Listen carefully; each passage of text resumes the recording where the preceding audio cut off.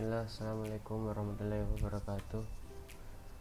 Perkenalkan, saya Bitsar Al-Ghifari, NIM M0212011010 akan sedikit menjelaskan mengenai sifat dasar kayu mahoni, jatim, dan merbau ini serta keterkaitannya pada penggunaannya.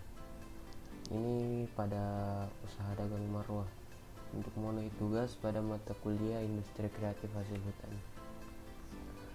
Oke, jadi sebenarnya yang kita sebut sebagai kayu itu merupakan bagian dari pohon, tepatnya itu pada bagian silam.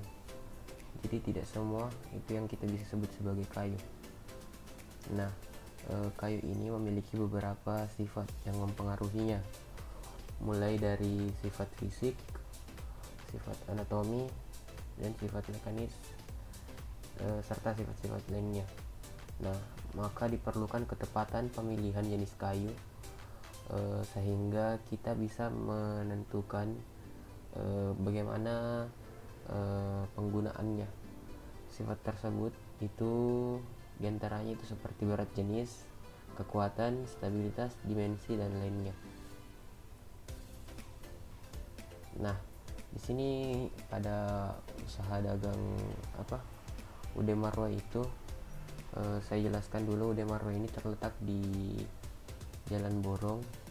Dia menjual 3 jenis kayu pada saat ini, tetapi dia juga selain menjual jenis kayu, dia juga menyediakan jasa pembuatan kusen, railing, pintu, dan lain-lain.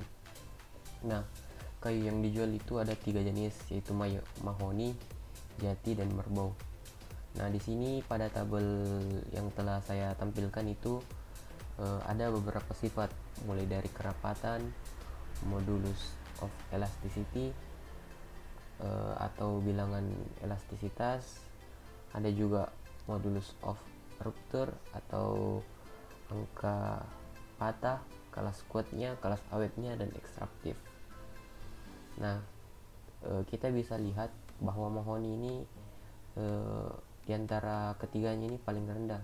Misalnya pada kerapatan dia 450 sampai 700, maunya 8500 sampai 13000 Newton per meter kuadrat, murnya 70 sampai 130 Newton per meter kuadrat. Dia kelas kuatnya, kalau mahoni itu kelas kuat 3 dan sampai 4, sedangkan kelas awet kelas 3 sampai kelas 4 dengan ekstraktif 6 sampai 7%. Sedangkan jati sendiri ini berada pada dia sifatnya itu atau dia memiliki sifat antara mahoni dan merbau. Dia memiliki kerapatan 670 sampai 1050 kg per meter kubik, 10.600 sampai 14.500 Newton per meter kuadrat pada modulus of elasticity. Modulus of rupture-nya itu 105 sampai 170 Newton per meter kuadrat. Kelas kuat 1 sampai 2, kelas awet 1 sampai 2, dan kadar ekstraktif yang kurang dari 2%. Nah, di sisi lain, kayu merbau ini paling tinggi di antara ketiga kayu ini ya. Karena dia memiliki kerapatan mulai dari 750 sampai 1050, moenya itu 14.600 sampai 8.400, mornya 100 sampai 160, kelas kuat 1, kelas awet 1, dan ekstraktif 7 sampai 8%. Nah, kalau kita lihat angka-angka seperti ini, mungkin kita masih belum mengetahui apa hubungannya angka-angka ini terhadap ketepatan penggunaan kayu. Nah, nanti kita akan jelaskan. Karena kan sebenarnya kita sudah mempelajarinya mengenai, misalnya pada kelas kuat ini kita bisa jadikan kayu konstruksi, pada kelas awet ini kayu konstruksi, kelas kuat dan awet ini bisa jadi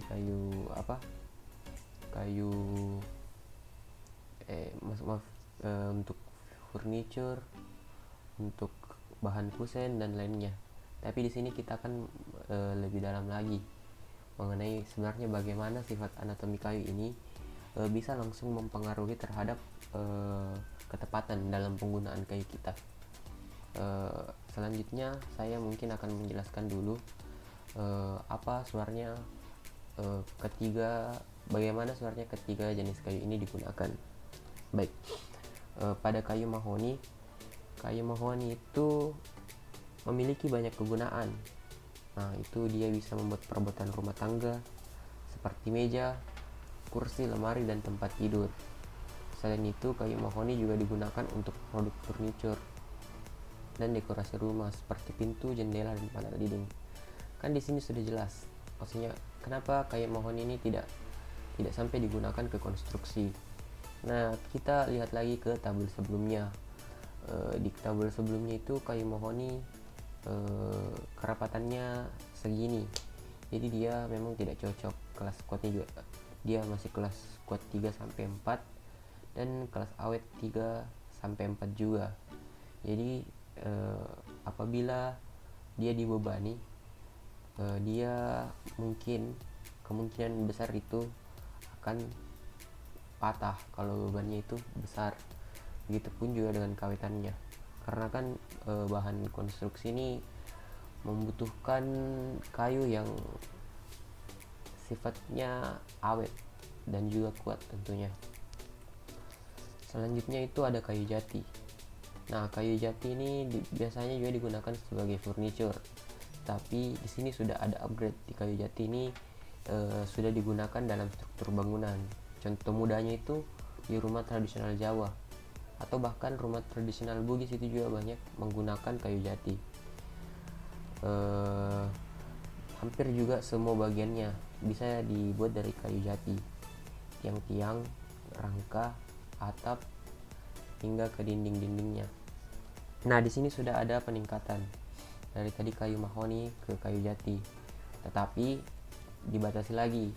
Dia hanya struktur bangunan yang bebannya itu tidak terlalu besar. Mengapa? Karena memang dia kayu jati ini sudah dapat masuk kelas 1, dan juga kelas 1 itu dia bisa masuk kelas 1, tetapi ternyata kerapatannya ini masih kurang untuk bisa menjadi bahan konstruksi berat.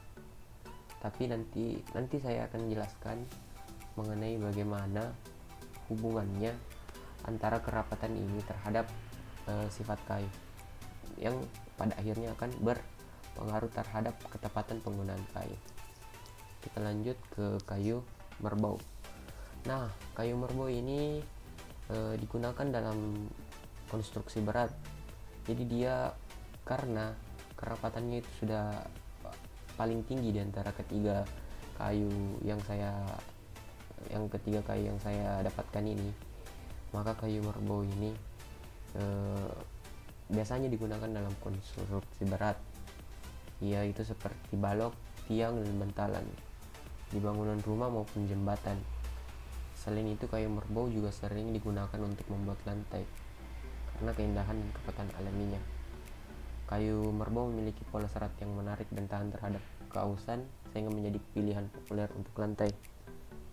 Nah, selain kekuatannya, kayu merbau ini juga awet. Dia masuk kelas kuat 1, kelas awet 1. Kerapatannya tinggi, sehingga dia biasa digunakan sebagai jembatan. Selain itu, stabilitas dimensinya itu juga dia tinggi. Ini biasanya bahkan kayu merbau ini digunakan sebagai perahu pada wilayah Indonesia tertentu. Kayu merbau ini biasa digunakan sebagai perahu karena dia bersifat kuat, awet, dan juga dia stabilitas dimensinya tinggi. Kan seperti kita ketahui, kalau bicara mengenai kekuatan, dia akan yang paling berpengaruh itu sebenarnya kerapatan. Sedangkan kalau kita berbicara mengenai keawetan, yang berpengaruh itu zat ekstraktif. Oke, kita lanjut. Nah, ini keterkaitan antara sifat kayu dan penggunaannya. Nah, saya jelaskan sedikit dulu mengenai masa kayu, hubungannya dengan kerapatan atau berat jenis, kadar air, berat, dan porositas. Masa kayu ini berhubungan linear atau lurus terhadap kerapatan berat atau berat jenis dan berat. Jadi apabila massa kayunya tinggi, maka kerapatan atau berat jenisnya juga akan tinggi. Begitu pula dengan berat. Nah, tetapi dia berbanding terbalik terhadap kadar air. Jadi kalau massa kayunya tinggi, kadar airnya akan rendah, porositasnya juga akan rendah.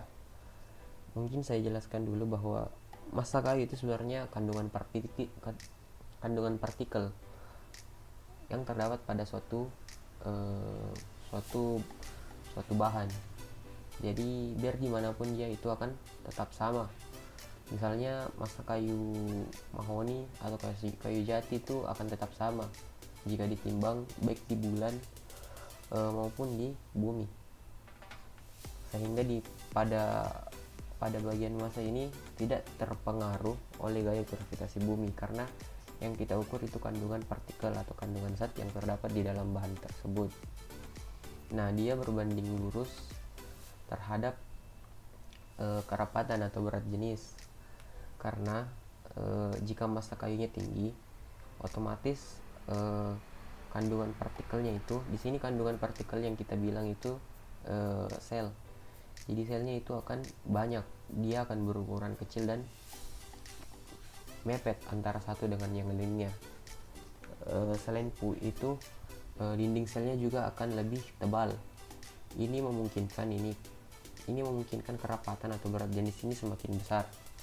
Nah, kerapatan atau berat jenis yang seperti saya jelaskan tadi berhubungan dengan kekuatan. Karena kekuatan ini, bayangkan saja kalau misalnya kayu komposit direkatkan, jika ukurannya itu kecil, maka dia akan lebih solid. Mengapa? Karena kan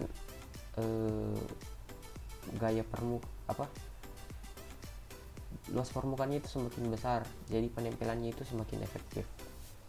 Nah, tetapi massa kayu itu berbanding terbalik terhadap kadar air, karena kalau dia sudah memiliki banyak sel di dalam kayu itu, maka dia air ini akan tidak dapat masuk, karena kan jalurnya itu sudah tertutup oleh rapatnya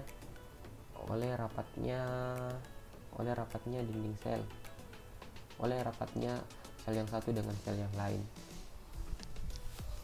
Nah, tapi dia berbanding lurus terhadap berat, karena kan kalau massa kayunya besar, otomatis beratnya besar juga. Itu sudah menjadi ketetapan. Kalau misalnya massa kayunya tinggi, beratnya akan tinggi, kan itu tinggal dikali dengan gaya gravitasi bumi. Nah, tetapi mohon maaf, di sini berbanding terbalik terhadap porositas.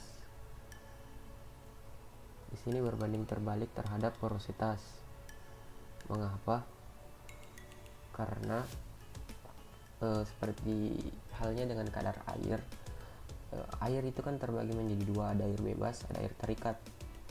Air bebas ini berada di rongga sel, sedangkan air terikat ini berada di dinding sel. Dia susah menemukan jalan untuk masuk ke dalam sel, sehingga porositasnya atau kemampuan air untuk masuk itu akan semakin turun. Jadi sudah dapat dipahami sebenarnya bagaimana keterkaitannya dari sifat dasar kayu ini memengaruhi kekuatannya, terutama pada kerapatan dan kadar air. Kan kalau misalnya kerapatannya tinggi, maka kekuatan kayu akan tinggi. Kalau misalnya kadar airnya rendah, kekuatannya akan tinggi. Kalau kadar airnya tinggi, kekuatannya akan menurun. Sedangkan kalau kadar airnya rendah itu kekuatannya akan meningkat. Nah, begitu juga sama dengan porositas. Jadi kalau misalnya kita ingin memilih kayu, kita bisa melihat dari anatominya, kita bisa melihat dari sifat dasarnya, apakah kayu ini cocok untuk yang akan kita gunakan. Misalnya kita melihat kayu memiliki kerapatan yang rendah, dan juga dia seratnya itu panjang. Kalau misalnya seratnya panjang, otomatis kadar airnya itu akan tinggi. Nah, ini sebenarnya tidak cocok untuk konstruksi. Dia lebih cocok mungkin ke veneer, karena kalau misalnya di konstruksi otomatis dia akan mengalami kembang susut. Dia juga akan mengalami patah jika dibebani berlebihan. Oke, mungkin itu saja kesimpulannya. Itu hubungan antara struktur anatomi kayu dengan sifat kegunaan pengolahan kayu itu dalam rangka pemanfaatan kayu secara optimal dan tepat adalah sangat erat. Nah, ini kita garis bawahi, itu sangat erat. Jadi sebelum memilih kayu, kita sebaiknya mengetahui bagaimana anatomi kayunya, agar nanti pada saat penggunaannya kita dapat menyesuaikan.